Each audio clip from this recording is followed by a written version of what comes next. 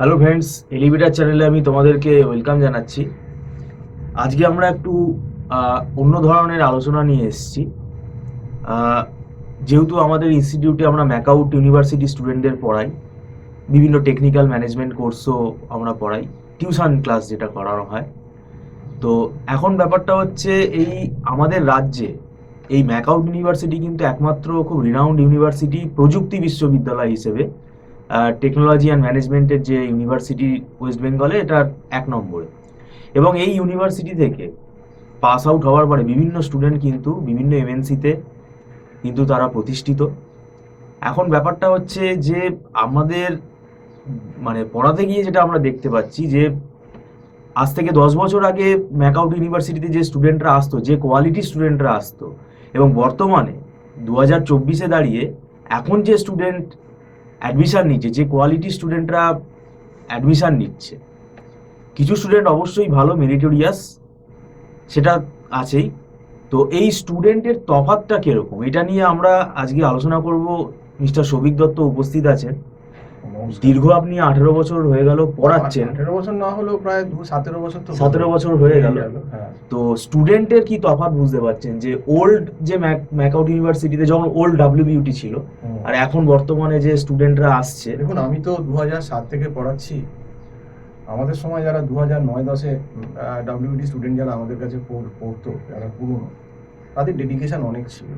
মানে তারা আমাদের কাছে রীতিমতো পড়ে থাকতো। কিন্তু মানে এখন যেটা আপনাকে একটু ইন্টারাপ্ট করছি, এখন কিন্তু ম্যাকআউট ইউনিভার্সিটির পরীক্ষা ব্যবস্থা বলুন, সিলেবাস কিন্তু খুব স্ট্রিক্ট।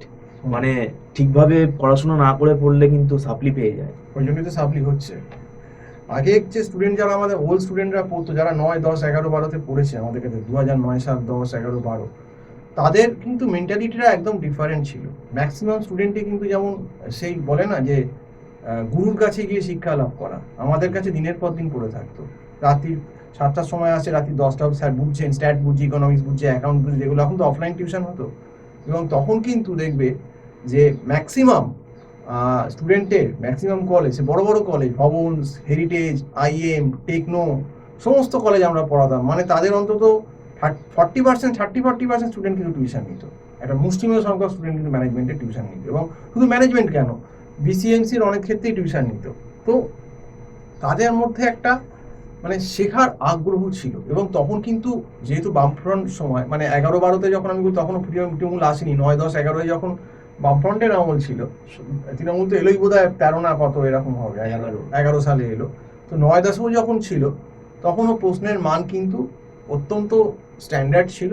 এবং যেগুলো একটু ভালো কলেজ, সেখানে কিন্তু গার্ডিং বেস ভালো লেভেলেই হতো। যেমন হেরিটেজ, আইএম, টেকনো, এদের কিন্তু ওরকম দেখা যেত না, এরকম চিট নিয়ে যাওয়া যেত না। বেশ আমাদের কল্যাণ কলেজেই তো কত স্ট্রিক্ট গার্ড ছিল। আমরা তো 2006-7-এ বেরিয়েছি। তো সেক্ষেত্রে আমি একটা কথাই বলবো যে তখন ব্যাপারটা স্টুডেন্টদের শেখার ইচ্ছেটা ছিল, যে আমি গিয়ে শিখবো। এবং তারা নিজেদেরকে মাতব্বর ভাবতো না। তারা ভাবতো না যে আমি সব কিছু ম্যানেজ করে ফেলতে পারি, আমি সব কিছু জানি, এটা কখনো তারা ভাবতো না। তারা কিন্তু হাতে ধরে শিখতো। এবং ম্যাকআউটে যে কোনো স্ট্রিমেই স্টুডেন্টের যে কোয়ালিটি, যারা 12 থেকে গ্র্যাজুয়েশনে আসছেন, বা ধরুন যারা গ্র্যাজুয়েশন করে মাস্টার্সে আসছেন, তাদের কিন্তু একাডেমিক্স কোয়ালিটি অনেক বেশি ভালো ছিল। সেই কোয়ালিটির স্টুডেন্ট কিন্তু এখন ম্যাকআউটে আসছে না। সেক্ষেত্রে একটু ম্যাকআউটের কোর্স ফিসটা হাই হয়ে যাওয়ার একটা কারণ আছে ডেফিনেটলি। আমাদের তখনকার সময় ম্যাকআউটের কোর্স ফিসটা এতটা হাই হয়নি। কিন্তু তা সত্ত্বেও কিন্তু আমি বলবো যে স্টুডেন্ট কোয়ালিটি যদি আপনি 9, 10, 11, 12, 15, 16 অবধি দেখেন, 14, 15 অবধি একটা স্ট্যান্ডার্ড ছিল, 15, 16 অবধি। তারপরে কিন্তু আস্তে আস্তে আস্তে আস্তে 15-র পর থেকেই কিন্তু ডিটোরিয়েট করতে শুরু করলো। এবং ডিটোরিয়েট করতে করতে অনেকটা ডিটোরিয়েট হলো, কারণ মাঝখানে দেখবেন এমন হতো, অনেকে চিট করে পরীক্ষায় পাস করে যেত, 7 পয়েন্ট পাচ্ছে, 8 পয়েন্ট পাচ্ছে। হ্যাঁ, পরীক্ষার আগে চিট করে। তখন তো স্ট্রিক্ট ইনভিজিলেশন প্রসেস ছিল না। কিন্তু করোনার পর কিন্তু আস্তে আস্তে, বিশেষ করে 23 থেকে স্ট্রিক্ট ইনভিজিলেশন প্রসেসটা আনা হয়েছে। সেই জন্য দেখবেন ম্যাকআউটের কিন্তু এবার অ্যাডমিশনের সংখ্যাও কমেছে। অনেকে ভয় পালিয়েছে স্টুডেন্ট, কিন্তু ভয় পালিয়ে তো কোনো লাভ নেই। তুমি যেখানেই যাও, তোমাকে জিনিসটা শিখতে হবে, নইলে তুমি কিন্তু প্রফেশনাল ফিল্ডে আসছো, তুমি তো অ্যাপ্লাই করতে পারবে না। কেউ আইটি পড়ুক, ম্যানেজমেন্ট পড়ুক, বা ইঞ্জিনিয়ারিং পড়ুক, সেই যদি তার কোর ব্যাপারটা ভালো করে না শিখে, আর এমএনসি অনেকগুলো রাউন্ড ইন্টারভিউ নিচ্ছে, তো সেক্ষেত্রে সে ফেল করবেই। সে যদি ভাবে যে আমি ম্যাকআউট থেকে পালিয়ে বা সিউ থেকে পালিয়ে আমি অটোনোমাস প্রাইভেট, যেগুলো জোর করে, আমি সবাইকে বলছি না, অনেক ক্ষেত্রে শুনেছি নাকি ওদের ধারণা যে অটোনোমাসে গেলে একটা সাজেশন বলে দেবে, আমি পাস করে যাব। কিন্তু ওই রকম কিছু টপিক পড়ে সাজেশন পড়ে তার অটোনোমাসে বরং আমি বলবো আরো স্ট্রিক্ট। হ্যাঁ, ওর মানে যখন এরা তখন বলছে, ওরা অনেকে পরীক্ষা বলে নিয়ে নেয়। কিছু কিছু ক্ষেত্রে যে আর যদি ওরকম ভাবে শেখাও তাহলে বা স্টুডেন্টের লাভ কি, মানে আলটিমেটলি তো তোমাকে শিখতে হবে, তুমি নিজের পয়সা ইনভেস্ট করে পড়ছো মানে তোমাকে ভালো করে শিখতে হবে। তো সেই ব্যাপারটা কি আগে সেই বলতো না যে পাঠশালায় এসে শেখা, তো এটাই আমি বারবার বলতে চেয়েছি যে ভালো করে শিখতে হবে, এই ফাঁকিবাজি করে ওরকম করে হবে না। তো আগেকার যে স্টুডেন্টরা আমাদের ছিল ম্যাকআউটে যারা বা ডাব্লিউবিটি, তখন তো ম্যাকআউট ছিল না, যারা 2009, 10, 11, 12 অন্তত 15 অব্দি যারা আমাদের কাছে ভালোভাবে এসে পড়তেন, একদম সেই গুরুগৃহের মতো, মানে সেই টোলের মতো সারাদিন এসে বসে থাকতো। হুম। তো এইটাই হচ্ছে ব্যাপার, যদিও তখন অফলাইন ক্লাস হতো, যদিও তখন অনলাইন ক্লাস হতো। কিন্তু এখন অনলাইনেও তো আপনাদের এখানে প্রায় আমরা 11টা অব্দি স্টুডেন্টকে পড়িয়ে দিই। হ্যাঁ হ্যাঁ মানে তারা কিন্তু তাদের সেই টেনাসিটিটা কিন্তু আছে হ্যাঁ হ্যাঁ হ্যাঁ কিছু স্টুডেন্টের। হ্যাঁ হ্যাঁ হ্যাঁ হ্যাঁ হ্যাঁ, এটাই বলছি আর কি। তো সেই জন্যেই এখন মেন্টালিটি ডিফারেন্সটা অনেক হয়ে গেছে, এখন স্টুডেন্ট তো পড়াশোনাই করতে চায় না, মানে সে সব কিছু ভাবে যে আমি ইউটিউব থেকে করব, হুম। আমি এআই থেকে বার করব। আমাদের সময় তো সলিউশন বইপত্র সবই আমরা ছিল, কিন্তু আমরা কি কোনোদিন ভেবেছিলাম যে সলিউশন থেকে করবো, তাহলে তো সব কিছুই টিচারই লাগতো না।